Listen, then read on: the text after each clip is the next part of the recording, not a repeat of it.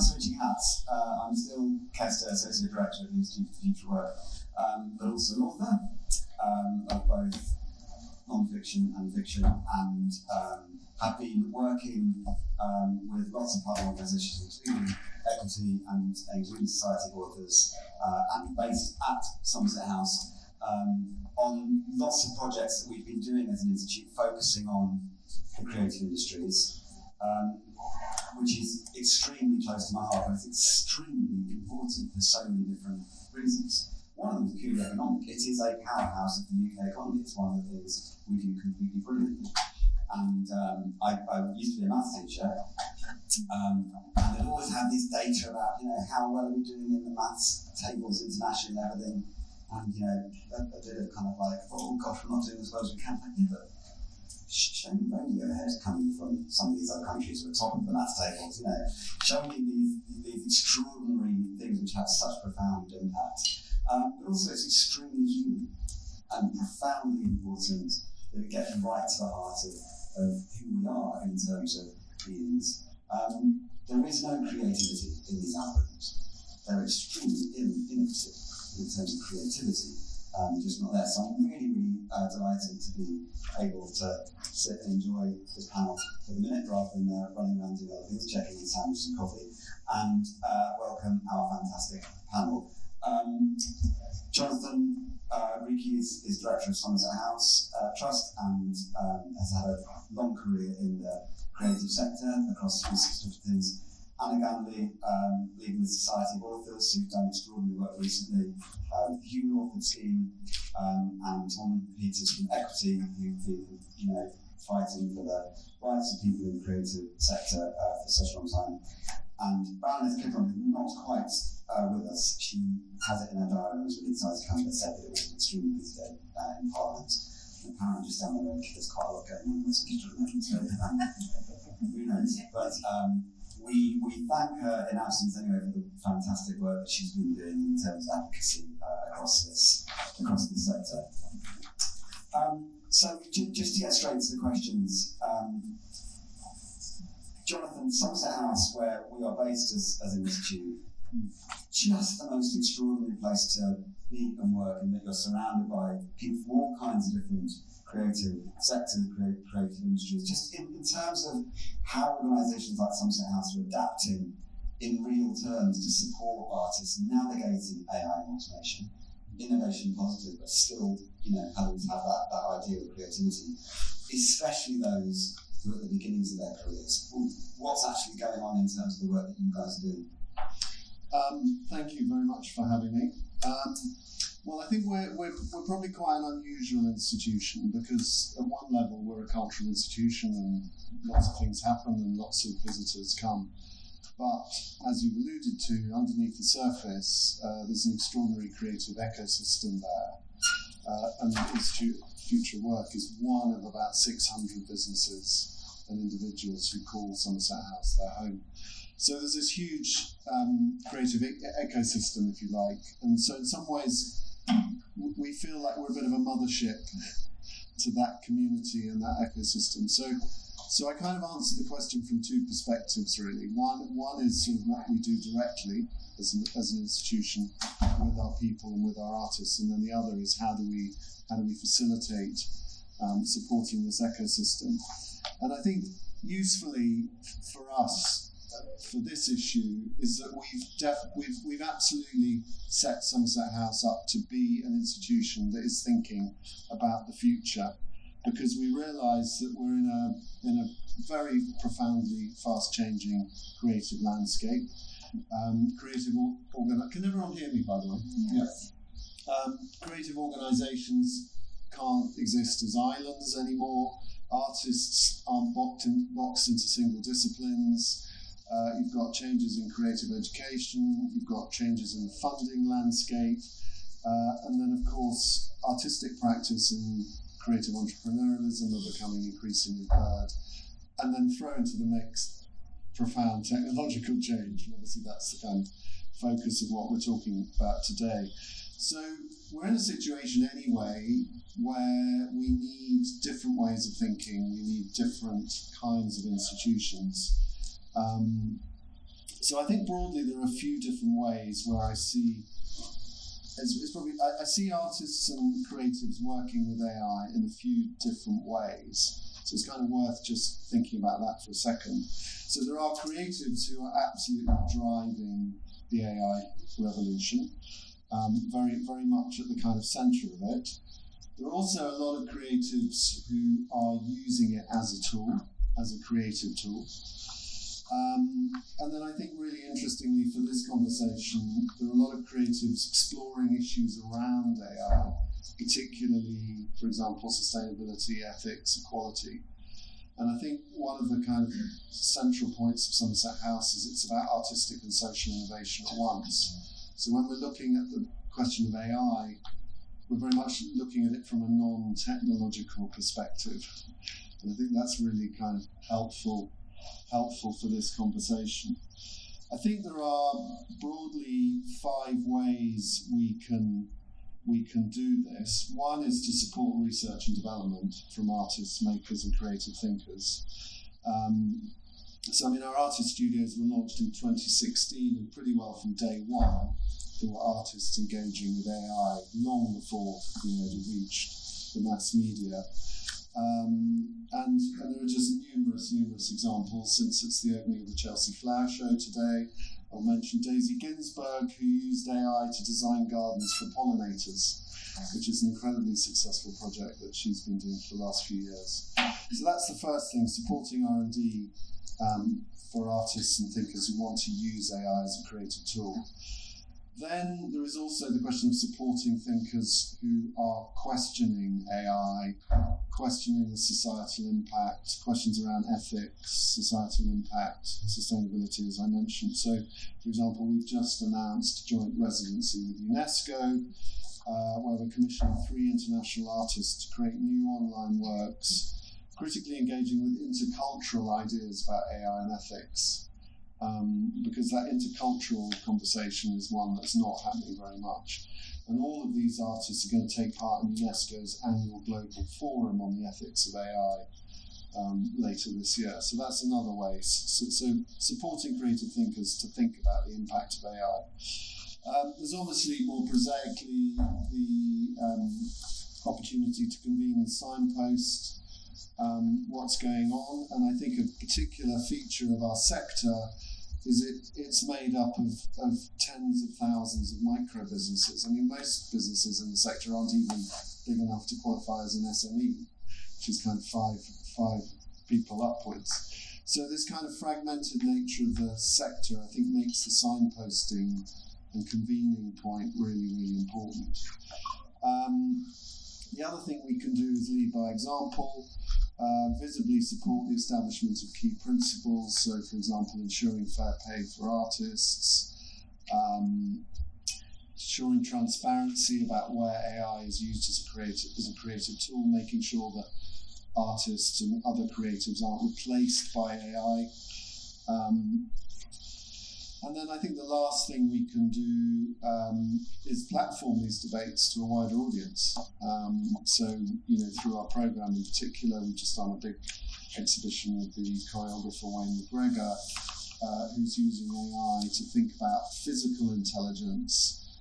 We talk a lot in society about intelligence, IQ, and talk about emotional intelligence. We don't really talk about physical intelligence, and he's done a lot of work using AI to think about physical intelligence. So that's just one example. Another example was we had a startup at Somerset House that was researching how cultural differences will influence the algorithms that control autonomous vehicles. Because people don't cross the street the same way in London as they do in Delhi, and so the AI algorithm needs to kind of think about that. So to conclude, I think there's a lot we can do, and although there's a sort of strong sense that there's a lot outside of our control, I'd like to just perhaps finish with a couple of positive thoughts. I think anecdotally there's a sense that AI is fostering a lack of critical thinking amongst the AI native generation, and you're starting to hear about stories of businesses realising that arts and humanities graduates actually bring that critical thinking, whereas in some cases perhaps the science and mathematics, beg your pardon, graduates don't. So that's quite an interesting shift, and if it's a reality, that could be very interesting for our sector. And lastly, I think artists are our best form of early warning system. And so I think listening to what artists are thinking about is really, really important. And I remember in 2023, just after the Bletchley AI Summit, I was talking to the then Arts Minister, who was kind of breathlessly talking to me about the opportunities and threats of AI, and I just thought, my artists at Somerset House have been saying these same things for at least 5 years now. So yeah, listen to the artists. Absolutely right. And the report that we released just over a year ago, which Tom and I were involved in, was looking across that and really having a couple of years ago with it being like, well, the creative industry is going to be the last ones to be suffering the impact there. Actually now it's like, well, hold on a second, it's a bit of the kind of canary in the coal mine. It's really telling us something about the rest of the industries. And Society of Authors, thank you, I've got my pin on, proud member, fantastic work. And I wonder if you could tell us a bit about the Human Authors Scheme, because in one sense, that again, I think, is offering a bit of an early signal in the ways that people are responding, perhaps resisting, perhaps kind of emphasising practical things that can be done in the face of. Absolutely, and can I start by talking about our Brave New World report first, just to set the scene, because I'm afraid I'm going to be a bit of a party pooper, because all the morning it's been great hearing about how we need to redesign workflows to adopt AI, but for us, I think the original sin, and I don't know if this is working, but the original sin has always been the fact that all of these commercial AI models have used our authors, creators, copyright protected works to train the models without permission or payment, and that's something that our members, creators, are finding it hard to get past. So when we talk about adoption, we do need to build trust, and we need to build trust through transparency so that authors know when, and creators, performers know when their work is being used. Because until we get past that, I think it's going to be harder for the creative industries to adopt AI. We do need ethical adoption, and we are pushing for minimum ethical standards, which we outline in the Brave New World report. So it was published in January, and most ministers have a copy on their desk to give an outline of the regulatory framework we would like to see that would support creators, because once we have that foundation in place, I think certainly a lot of individual creators and companies will be more likely to adopt and work it into their flows, because they want to do the right thing, but they just don't know how to do that at the moment. So our clear framework, which is in here, talks about consent first. So asking before you use something, especially if it's a copyrighted material, license, because certainly in the publishing industry, licensing is well established and exists, and this is a new form of technology, yes, but the licensing was there. Big tech could have licensed, and instead they chose to do the quick and free thing, to steal pirated copies of authors' works to train their large language models. So we're asking big tech to license. We're also, the E in clear is about ethical practices to ensure that they are paying for the raw materials that they're using to train the models. And then we need accountability. And I think transparency is important across the piece. We need transparency from the tech companies, from publishers, from everybody who's using AI, because we all have our own red lines. We're all establishing how we're going to work with this new technology. We're not anti the technology, but we want it to be trained ethically, and then we want transparent uses. So what we were talking about this morning is the processes you need to go through when you're considering adopting to AI, and that is kind of the risk assessments and looking at the use cases and the cost-benefit analysis and seeing how that then affects your sustainability policy because of the additional compute power that you're going to be using AI. So it's pausing before you jump in to have a look at, so why would I as an individual creator use AI? As a company, why would we use it? And be transparent about those uses so that certainly what we're seeing in our publishing contracts is we need to identify how the author is going to use AI, how the publisher is going to use AI or not, because where is it taking away the work from other translators, voiceover artists or others in the industry who earn their income through this work that is now being replaced by AI. I can give you a few stats if we want to finish on some stats before I hand over to Tom, but they're all detailed in the report. But we found that looking at our survey data over 2024 and 2025, across the creative industries, we're all coming up with similar stats. So 93% of voice artists and 65% of performers considered AI to be a threat, which is no surprise. 86% of authors had suffered reduced earnings already, and 73% of musicians felt that AI threatened their ability to earn a living. So this is having a real impact on authors' incomes, creators' incomes, and their ability to pay their bills. So it is hitting home, it is having a direct impact on individuals. And I think sometimes in the debate around AI, it can feel up there, whereas our creators on the ground are feeling it in their pockets right now. And as you say, since 2021, 2022, when this hit the mainstream, they're definitely feeling the impact. So we just need to consider both good and bad effects of AI, which is a brilliant new technology, but let's put the guardrails in place, the safeguards, and think about the unintended consequences and then how we get that equitable transition. Talking of transitions, equity, what a name. And Tom, fantastic work that Equity have been doing in this space. I just wanted to tell us a little bit about some of that in terms of particularly the way that kind of foundation models are beginning to impinge on things like personality rights and other things, and how collective bargaining can actually be a tool again to resist that, people coming together to kind of reflect on that and how that might actually be a lesson again, thinking about artists being early warning signals about how people might be able to be or need to come together in other sectors. For sure. Thanks, great to be here. So I wanted to say kind of three things about that, really. And the first was I wanted to start with a Public Enemy quote, which was, "Don't believe the hype," because I feel like there's been a lot of marketing about AI and a lot of kind of fluff, but ultimately it's a form of fixed capital. It's a new technology being introduced into our industries that sits on a spectrum of technological innovation that has been introduced into our industries over 100 years.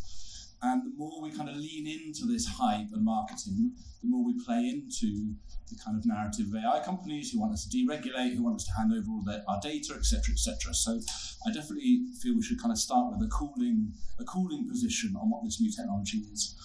And then that takes me to my second point, which is, as such, as a new technology in this spectrum, we have the tools available as Equity to deal with it. We have been collective bargaining for 100 years in our industry through cinema, through TV, through video, through streaming.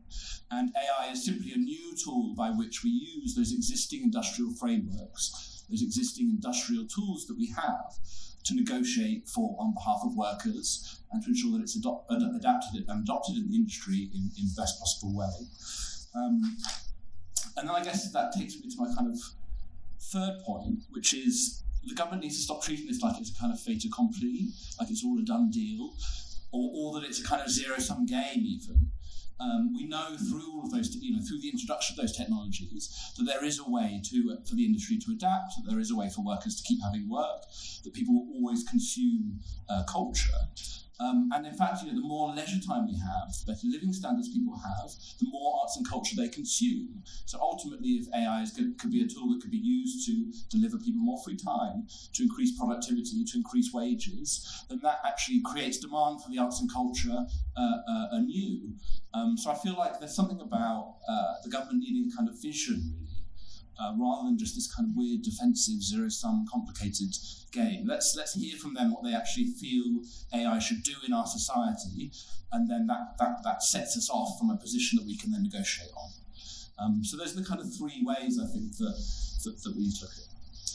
Interestingly, I once was sat in a room, not dissimilar to this, with Chuck D from Public Enemy, and someone stood up and said, "How do you get it? How do I get what you have?" And he said, "You are never going to get what I have." He said, "Can you?" And I said, "Yeah, of course I can." Okay. can you do video? Can you do this? Can you do that? Can you do that? The skill requirements have broadened out so much from doing that. That was pre-AI, and it feels like now, actually, the basket of things that we're asking creators to be able to do, rather than focus just on that, is extraordinary. And I still remember that moment. You were never going to get what I had. I wonder, Jonathan, just thinking about the kind of the broader history and sweep of how we've seen creative work unfold, and you know, in terms of Somerset and in terms of the heart of a nation. Do you feel optimistic about what you're seeing in terms of creative output, or are you feeling anxious, as many as some of your artists may be doing? I'm feeling both. I think only a fool would kind of try and predict what's going to happen. I mean, the whole thing might fizzle out, but you can't be complacent. So what I would say, really, in answer to your question, is the place I want to be more than anywhere else is surrounded by creatives, because I think they're the most likely people to help us navigate these changes. So, amidst the anxiety, I feel optimism. And I suppose to kind of, in a similar way, and just kind of reflecting on the human authored scheme, there's an optimism there, but it's come in the face of a great anxiety. And I just wonder if you could tell us a little bit about that and what that might tell us more broadly about the kind of sweep of the arts in the face of it. Sorry, you asked me to speak about human author, and I didn't the first time I spoke, so I'll talk about it. That's because it's a panel, so So human authored is an author-led labelling scheme that we brought out in the face of government not labelling AI content. So in an online marketplace, the consumer cannot tell if you're buying something that is human authored or if it's AI generated. And we've been lobbying government since 2022 for transparency, for labelling, and we're still waiting for it. And so we decided to administer our own first day this year, develop the human authored scheme. So it's for members of the Society of Authors. It's additional labelling, it's optional, but it just means that when their books are published online, they can put that logo, and it is just a logo, but they can put it on their work so that ultimately the reader, the consumer, can make an informed choice about what they're buying. And I think ultimately it will be consumer behaviour that changes the position of the huge amount of AI slop that is just all over the internet, because there is the novelty factor. You can do it. Let's try and generate this biography of this person who was in the news yesterday. It's up on an online retailer the day after. And what we're trying to say with the human authored scheme is that it takes years of honing your craft and skill to become a creator. And when you're buying the product, the end product, the book, it's not just the book you're buying, it's that years of research, years of honing that craft and that individual's perspective on the world, and it's the human-to-human connection. And so we did this because we're not getting action from government. So we would like not to have had to bring out the human author scheme, but our creators feel it's really important that they differentiate themselves in a really crowded, opaque market. So that's what human author is, that's why it's out there, and we would still like government to put in place minimum ethical standards, a regulatory framework, so that it gives people the confidence that we talked about earlier to engage and adopt with this new technology, knowing that there are guardrails in place that will protect people like our creators. Tom, I guess similar question to you, in the sense that what are you seeing in terms of innovation around assurance around what people are seeing, but also protections for your members who are now suffering not just, oh my goodness, it can generate text, but it can also generate, as it were, an embodiment of an actor. I mean, I can't remember who it is, it's Mel Gibson now, and Live Forever, and the stars will just be going on and on and on and on. So are you seeing a similar kind of shift towards, we want authenticity, this is how we're going to achieve it, and how are equity kind of helping along that road? Yeah, I mean, there's a big debate happening around labelling, which, we support labelling. I think it would be hard to operationalise in all cases, and clearly there needs to be a bit more of a conversation about some of those grey areas. But I think you have to start from a position of having faith in audiences. And as Anna was saying, most audiences want to see human beings creating their art, and that has to be the kind of place that we start from, really. But we're looking very closely at digital replicas. We're in negotiations at the moment with the big film and television producers about how we regulate the kind of output of AI rather than on the training side, which is a bit more tricky. And we're hopeful that we can get something through on the kind of replica side to make sure that workers, where they are being essentially copied, they give their consent, it's transparent, and they get paid. So I'm hopeful that through those kind of industrial tools, we can make some progress. And then the other thing is around personality rights. And in the most recent consultation, the government said that they would be interested in looking at a new explain a little bit about what you mean by that? Yeah, so it's an automatic protection of your voice and your likeness online. That you can trade in, or that is ascribed to you as a human being walking the earth. And yeah, there seems to be some interest from government around that, and that would provide this new layer of protection on which our members could buy.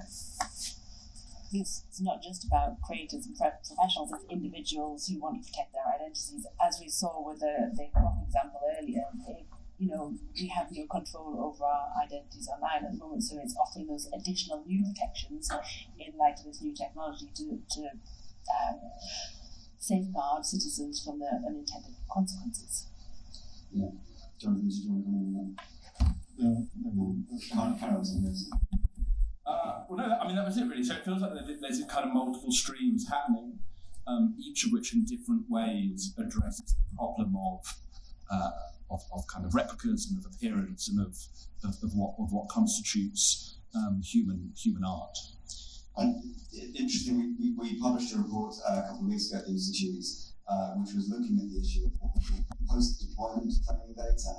That is where you've got a system which you buy in, you use the system, but actually the system is then in an ongoing way reading your actions and reading your work, and then being able to use that to build a kind of wider sense of the work that you do.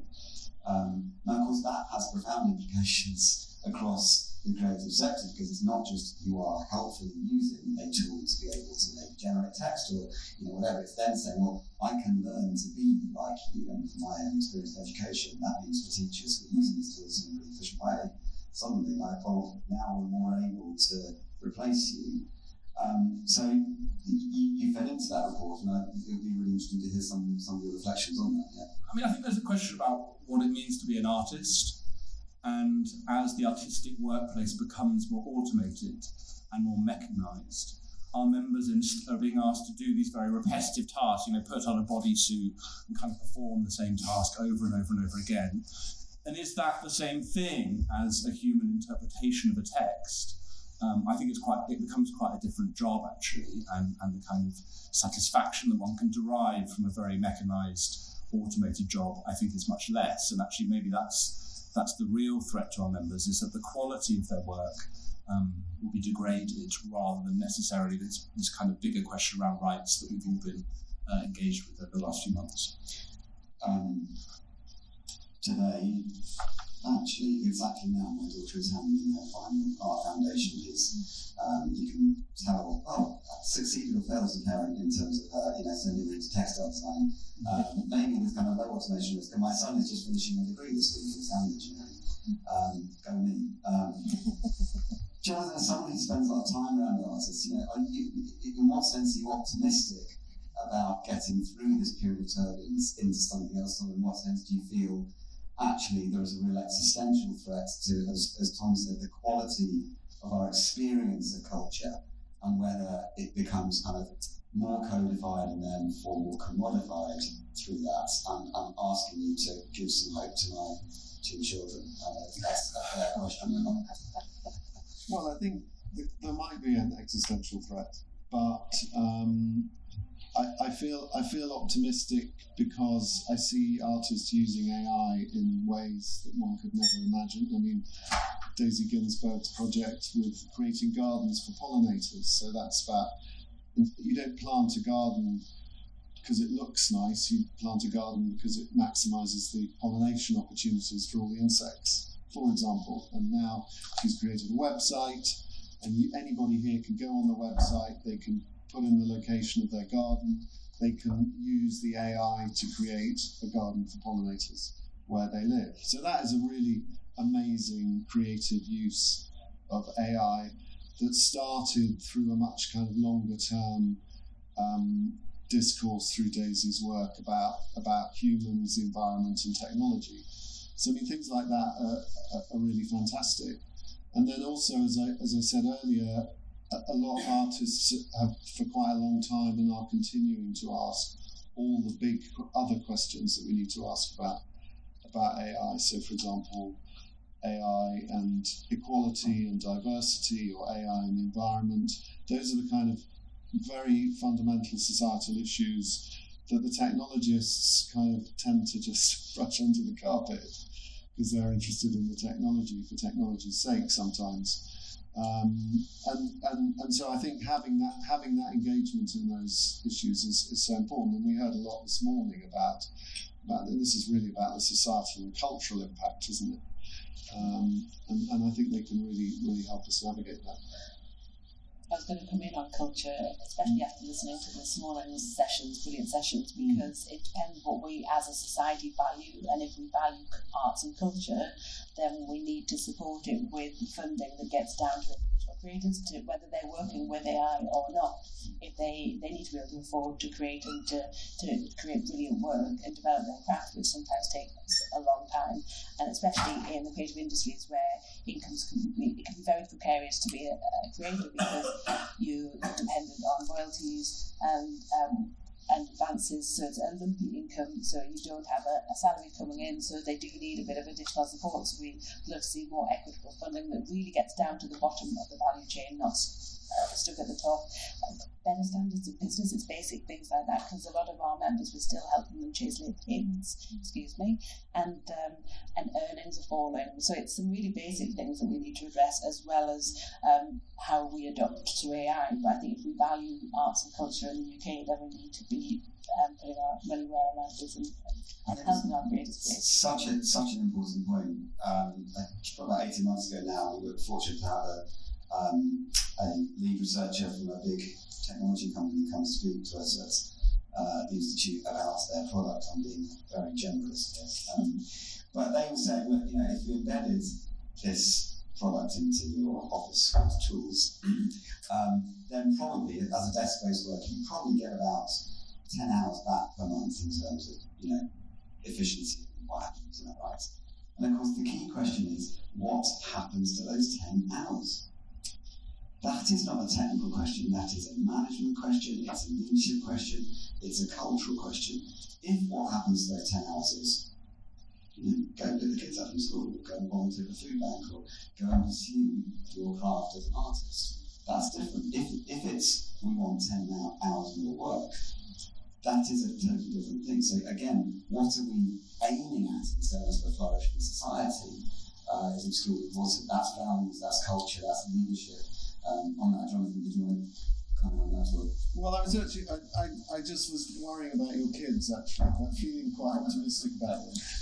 Because I think even if they can't make a living as a textile designer and a sound designer, I think the fact that they've done that training will give them really valuable skills to navigate this world. So whatever they do, even if they can become an investment banker or something, I think that critical thinking, that creativity gives you, those kind of skills are more valuable than ever. So I think that's the other way of looking at it.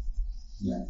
That actually makes me feel really sad. If you're a creative person, being able to create, I'd love it to be the goal rather than the of course. But I mean, you look at the numbers going through creative degrees and how many actually have a viable career in that subject afterwards. I mean, that's a whole different question, isn't it? I'd love your utopian landscape. I don't think that's quite the real. Tom, in terms of what you're hearing from members, there's a kind of silly thing that we should be suffering for or what have you. It shouldn't be easy. We shouldn't necessarily. There should be the struggle. But certainly in a recent session we did for the All Pass Parliamentary Group and Future Work, we were hearing really heartbreaking stories of people in terms of their craft, their profession, their experience. They've honed and are now facing existential. In terms of what you're hearing from your members, do you see an optimistic route forward, or are you still thinking, gosh, actually we have a massive fight on our hands here?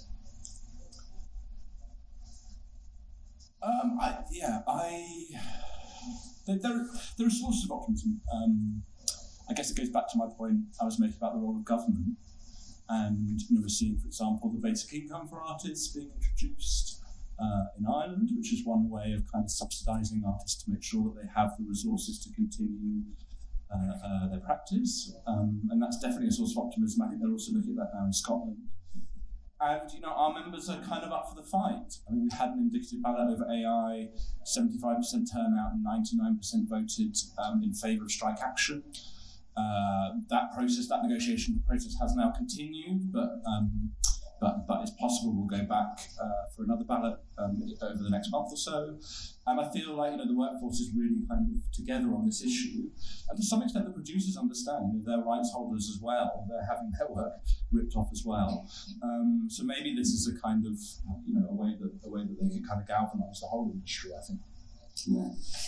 Just as a source of optimism, my son told me the other day, the band he's in, they just got their music onto an ad for pepperoni, which is going out in the World Cup.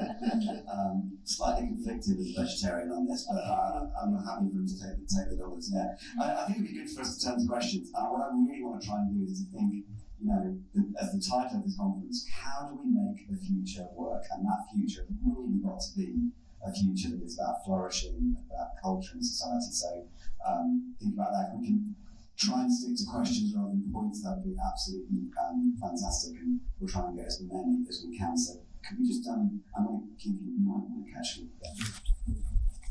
Sure. Hi everyone, I'm Helena Becker. I'm a composer and an inventor.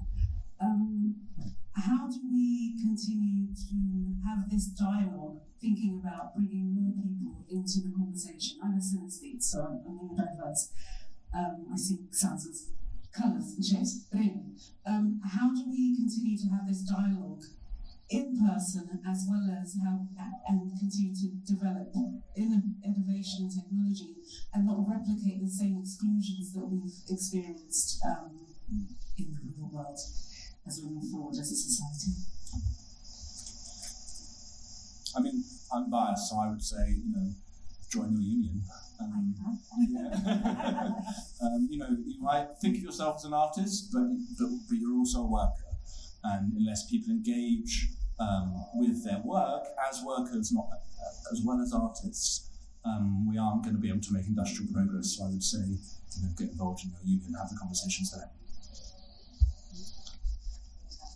No, I mean, it's a really, really important question, and I mean, it's the bias in AI has been very obvious for quite a long time. In fact, it was artists like Trevor Paglia who first drew our attention to things like that.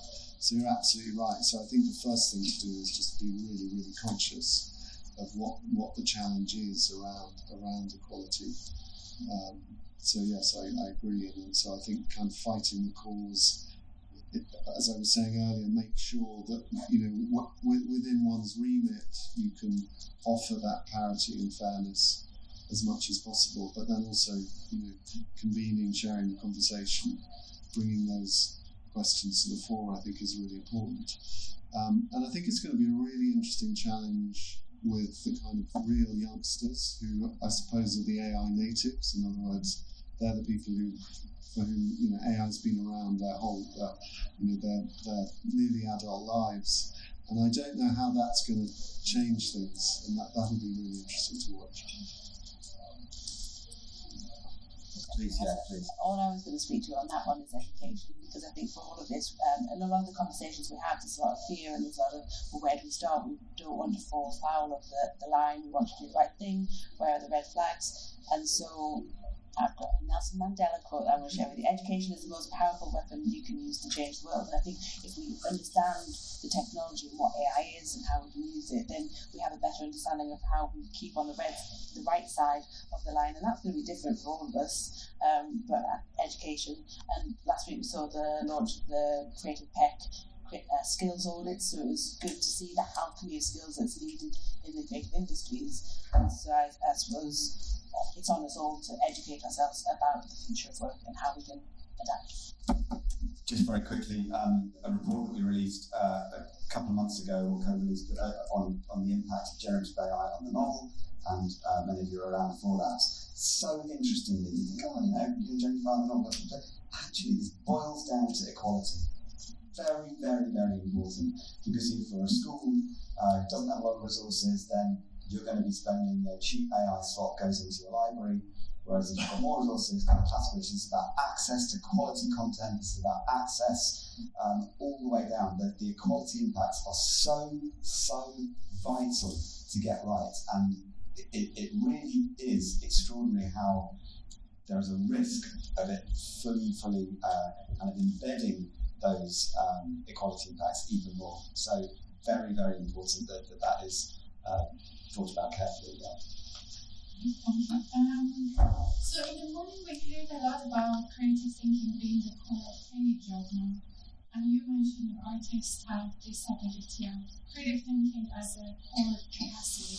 How helpful it is now to redesign the creative industry as a separate thing from other industries in terms of the impact of AI, if we really acknowledge that AI is just a technology that extends or limits certain cognitive skills regardless of what industry you're working in?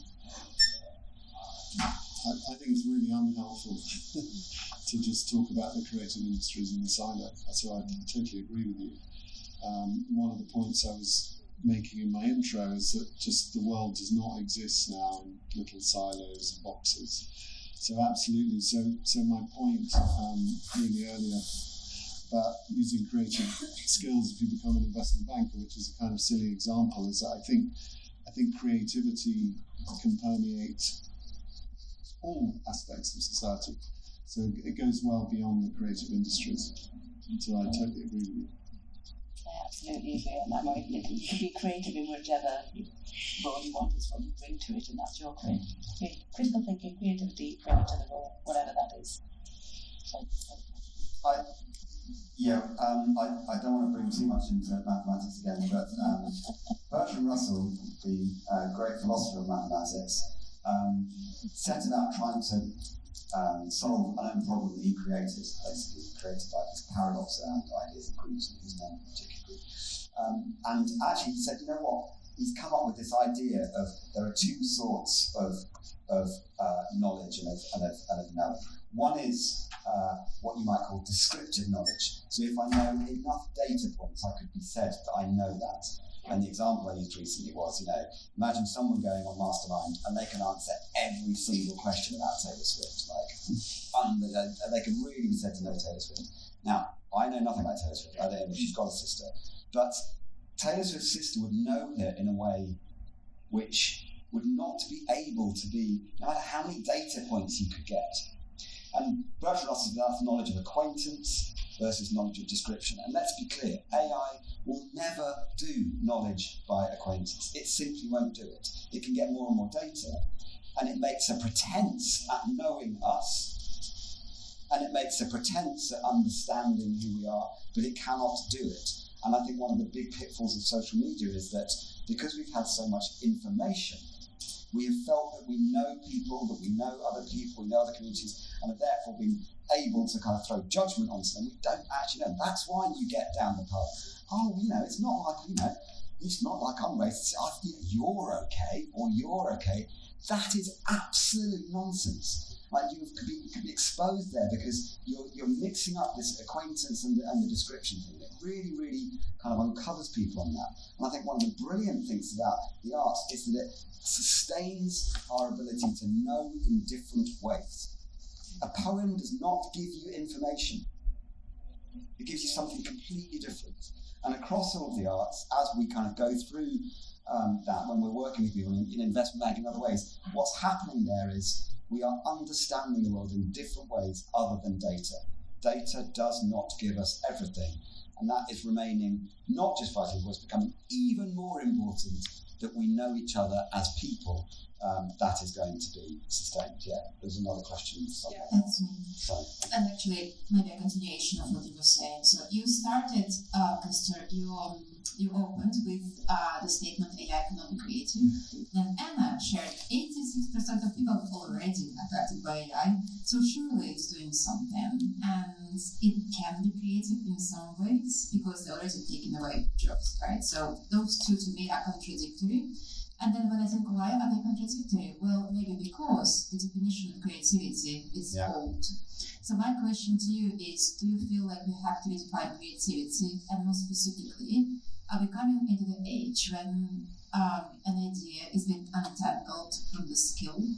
So if I have an idea of music or a piece of fashion, do I have to have a skill to produce it? Or creative means just having ideas and letting the AI run the game for you? I have an opinion. I don't want to share mine, but I want to hear yours. Up to you.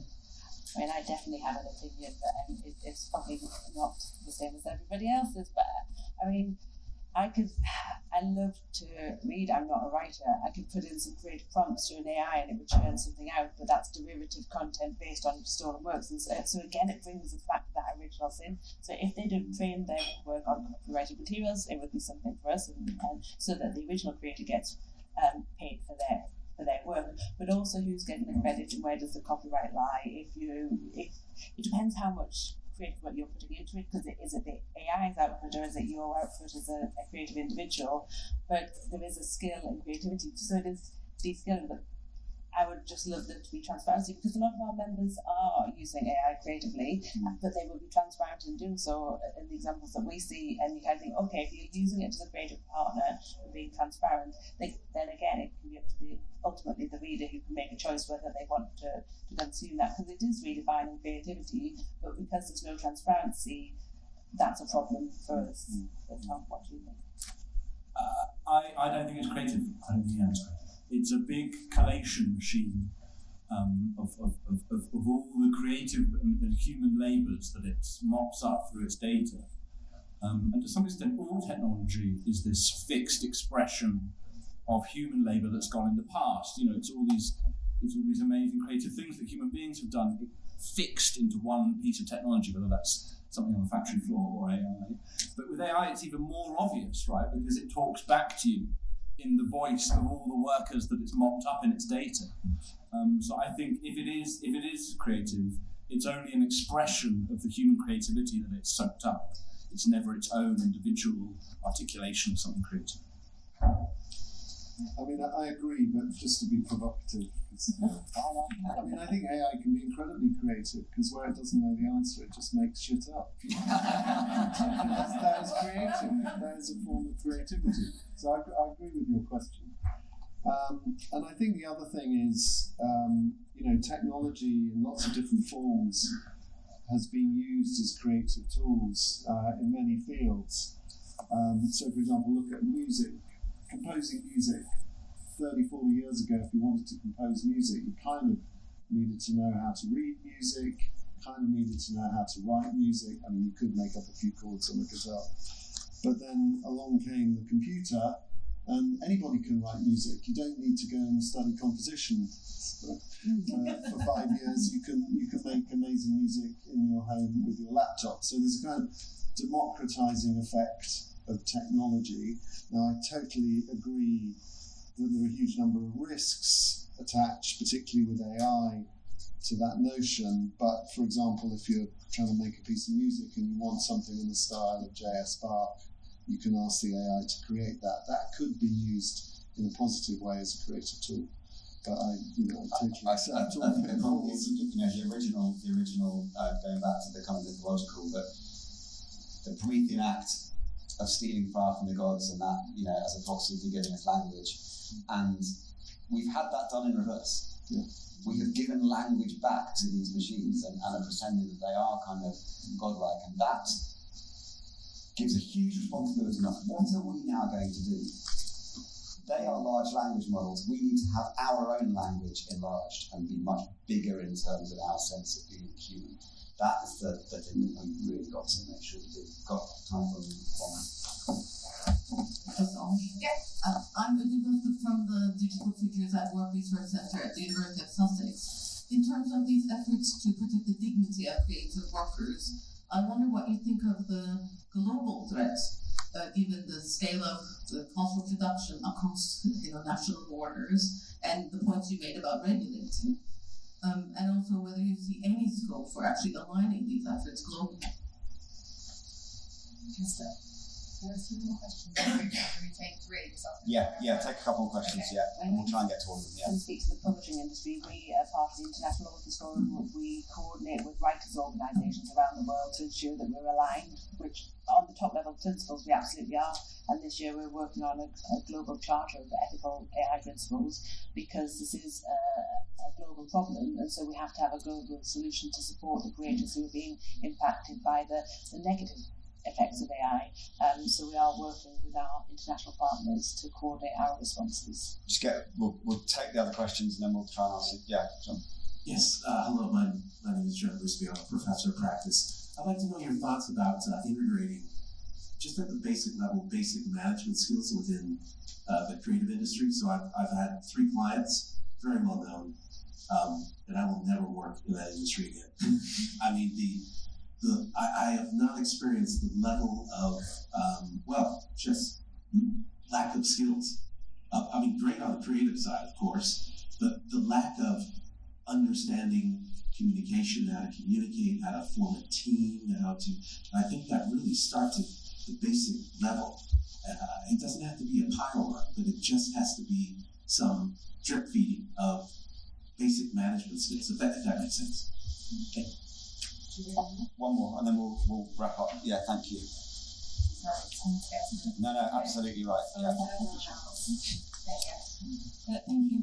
I'm slightly picking up on this one in that I'm wondering if the question here isn't about AI when it comes to the creative industries. So, for example, technology has not democratized access to creative employment.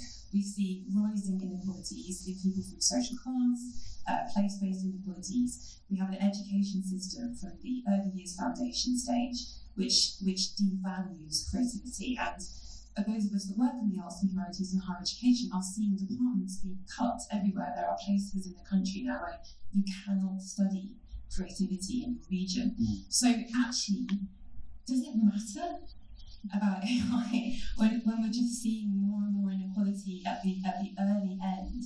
And should we not be placing our efforts more on pushing governments to really evaluate this critical thinking human skill that you all keep talking about, but actually funding it, fostering it, educating it from birth all the way up? Thank you. Very quickly.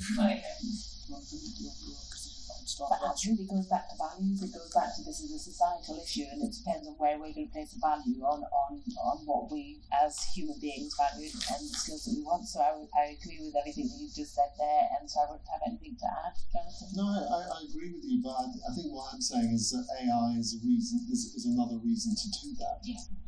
So they're not mutually exclusive, and the fact is AI exists and it's going to carry on existing in some form. So we can't make it go away. So let's look for the positives, which was part of the brief of this section. Yeah, that is one of them potentially. But I agree with you. And on that, how it's going to change work, yes, they say productivity gains and all of the positives, how it's going to speed up work processes.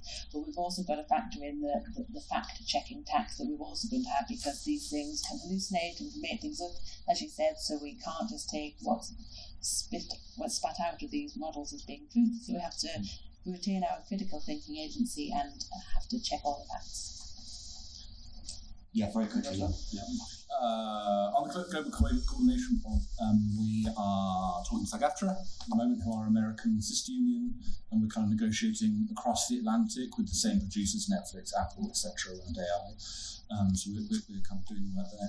On the lack of skills, I'm slightly surprised to hear that, I have to say, because our members are kind of small business owners in a way, being freelance, and they have to be highly organised and kind of highly skilled, and obviously work in companies and collaborate with each other as a part of their job as performers. So I would see them as pretty highly skilled management. And on the final point, I guess we see that they still value the arts in private education.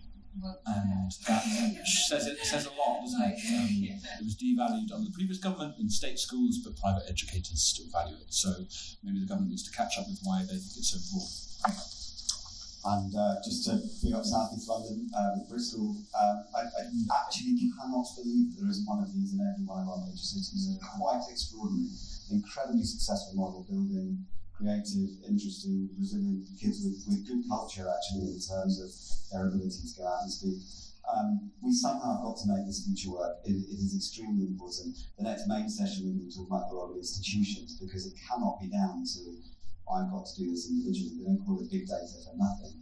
We have to work together on this in terms of the kind of institutional approach. So thank you so much for your time.